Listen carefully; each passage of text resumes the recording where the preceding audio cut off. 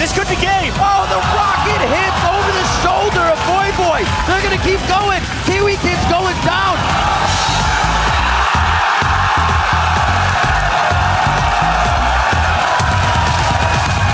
The counter. No! The black shield coming out. Goodbye. What a beautiful job by Evil Geniuses to bait that attack. This is the most excited I have ever seen EG.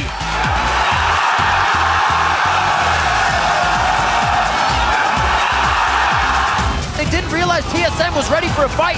TSM is going very low. The area of effect damage coming in huge from Ackerman.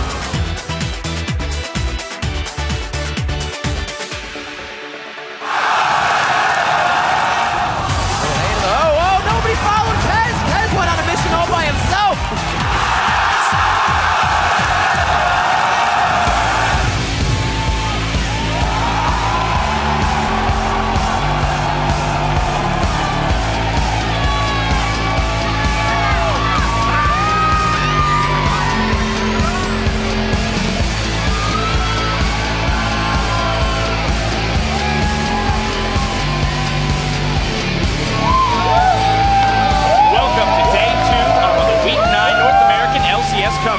We've got a packed house as we bring you more summer split action from our studios here in Los Angeles. We've assembled here at the desk like a trinity force of league enthusiasts ready to drop tons of knowledge on you.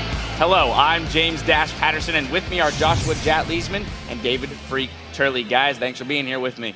That's freaking awesome. I love it. All right, let's talk about the leaders. LMQ, riding a 5-game winning streak. They methodically took apart TSM yesterday. What is the ceiling for this team, Jat? It's really hard to say because, honestly, I didn't expect them to be the #1 team in North America with a chance of opening up a 2-game lead after the game against COG this week. I think the biggest holder back of them could have been their over-aggression, their ability to contain that, and they've actually done that extremely well. So ceiling is definitely Worlds for them, maybe success at Worlds.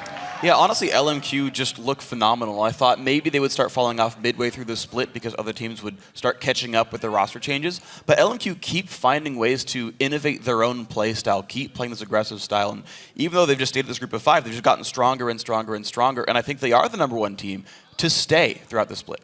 Well, they have a big test today as they take on CLG. Now, if they win, they could become the first team to own the top spot with a 2-game cushion. Yeah, which would be a little bit strange for this split in the North American LCS. I mean, we haven't had the team, as you say.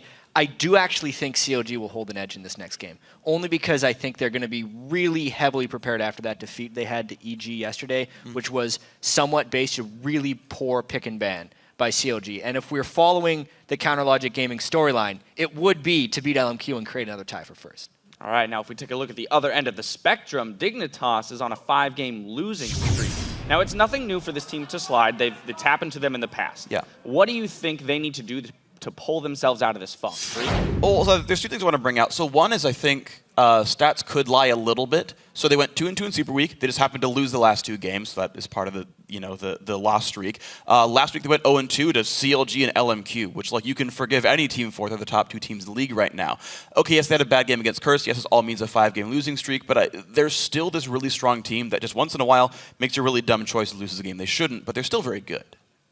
I kind of agree with that, but I mean, every team, we're 21 games into the season. Yeah. Everyone has played everyone else 3 times, so every team has had the exact same schedule. And Dignitas is sitting at an 11-10 record right here, so they have definitely fallen back to mediocrity in a sense, which is what they shouldn't have done. And it keeps happening for Dignitas. I don't know how they're going to fix it, but they need to if they want to make it to Worlds. Well, so it's on them to make the changes. And guys, this is a game of adjustments. We saw a lot of new faces and new strategies on the field yesterday. We saw Ezreal, Xerath, reworked Nidalee, Tristana mid. Talk to me. Yeah, this was a really cool yesterday that we had, mainly because it was the same patch we've played on 2 weeks in a row, but it wasn't until yesterday that we saw the main forms of innovation by North America here. And I think it's just speaking to how it does take time to adapt to changes, and we've had so much stuff change. Jungle itemization, AD carry itemization, and teams are really starting to learn how to counter each other, and we might actually be seeing an actual growth and evolution of our metagame. Yeah, we're finally seeing something that I think is an actual adaptation to the metagame. People keep using the term metagame, I feel like in the wrong way a lot of the time. Like adapting to a metagame is saying, here's what the game is around me. I'll play in a certain way that capitalizes on this. So I'll use LMQ as an example, as an Ezreal pickup being an adaptation to the metagame. Because Ezreal works really well alongside Twisted Fate, because he can participate in a Destiny gold card, right? He can show up and at least do his ultimate and do something there as Ezreal. TF is a popular contested pick, so LMQ will pick this champion to deny it. So they know, okay, TF is a common champion now to be in our pools because it's a denied pick. So if we play a lot of Ezreal, we know it's going to go along with a commonly picked champion for us. And that's a really cool adaptation to the metagame. All right. Well, let's take a look at a hashtag with a life of its own in the LCS Big Plays. Up first from EG's upset versus CLG, at @SSuppress writes, Crepo the God. That Destiny turnaround really opened up the map and the game for EG. Let's take a look. Not the case here. And they're going for it. Uh-oh, Void Puppy, no! Oh, he gets it! The Black Shield coming out! Goodbye. What a beautiful job by Evil Geniuses to bait that attack in. They're able to get the kill onto that one, and EG is just running rampant right now. A little bit of a misstep by CLG. They kept porting in maybe too aggressively throughout that game, but Kreppel played that perfectly. Black Shield on the gold card target. The bind is so easy to hit on a Destinying TF, so I mean, it was a great play. Up next is a big play from the most popular player of the day, from C9 versus Complexity. You just heard it. At Cyrano's tweets, that tower dive and then flash auto for the kill was insane. Ball's living up to those cheers. Here's your next big play. Whoa. Whoa! Whoa! Straight under the turret, tries to 1v1 again. Gonna throw it on his shoulder! Oh, he gets the auto attack and it just floats along. So this is what that new Nidalee looks like, huh? Well, they can no longer have Westerice hold the split push.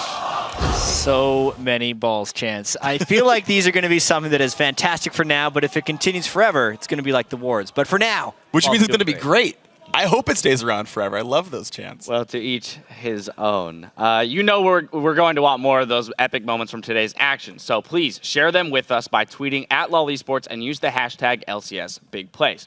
Pulling up the standings, though, we've got LMQ in first. Yeah, and in a battle, it's CLG in second, followed by TSM and Cloud9 tied for third. And actually dropping down to fifth place was Dignitas. And Kurth right now still in 6th place. Complexity holds 7th, and now just one game back in last is Evil Geniuses. In today's schedule, however, we started off with Evil Geniuses facing off against Dignitas. Then Complexity will take on TSM. After that, it's LMQ versus CLG, and in our final LCS match, Curse will battle it out with Cloud9. But keep it tuned right here for the North American Challenger Series. We'll be bringing you a best of 3 between LOLPro and Cognitive Gaming. Then head over to Twitter and join the conversation. Today we want to know which team is best at adapting to the meta and why. Yeah, send your thoughts to us at LOLEsports. Use the hashtag LCS, and we might pick your answer to be read later in the broadcast. Now, Jad, before we move on, I want to get your thoughts on a topic we touched on yesterday.